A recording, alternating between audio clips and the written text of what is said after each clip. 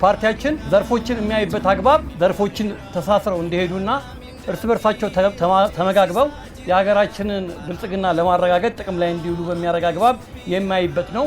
ፓርቲያችን በሁሉም ዘርፎች ሚዛናዊነት ያለው የመንግስትና የግል ዘርፍ ሚና እንዲኖር ገበያ ራሱን የቻለ ሚና እንዲጫወት ከዛም ባለፈ የሀገራችንን ተጨባጭ ሁኔታ ያደረገ መንግስት የግሉን ዘርፍ የሚደግፍበት ከግሉ ዘርፍ ጋር በጎሪጥ የሚተያይበት ሳይሆን በትብብር በማዕቀፍ የሀገራችንን የአምራች ዘርፎችን አቅም ለጥቅም የሚያውልበትን ማዕቀፍ ፈጥረናል።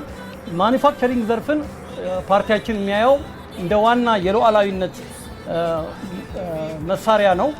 በአብዛኛው ፓርቲዎች ያነሱት እንደሰማችሁት ከኢኮኖሚ አንጻር ብቻ ነው የሚቃኙት። እኛ ግን በማኒፋክቸሪንግ ዘርፍ አቅማችንን ካላጎረበትን የሀገራችንን ህልውና አደጋ ውስጥ ሊገባ እንደሚችል እናምናለን። ከዛም ባለፈ የማኒፋክቸሪንግ ዘርፍን ልማት ቅደም ተከተልን በግልጽ የለየን ፓርቲዎች ነን። የሀገር ውስጥና የውጭ ባለሀብቶች ሚናንም እንዲሁ በአግባቡ ለይተን የማኒፋክቸሪንግ ዘርፍ ተፈላጊውን ድጋፍ እንዲያገኝ እያደረግን ያለን ፓርቲዎች ነን።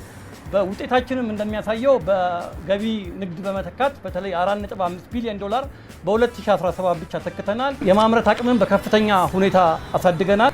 ኢንዱስትሪ ፓርኮችን ለሀገር ውስጥ ባለሀብቶች ክፍት አድርገናል። ከዚህ አንጻርም ምናልባት አልሰሙ ሊሆን ይችላል እንጂ የሀገር ውስጥ ባለሀብቶች በኢንዱስትሪ ፓርኮች ውስጥ ገብተው በስፋት እየተሳተፉ ይገኛል።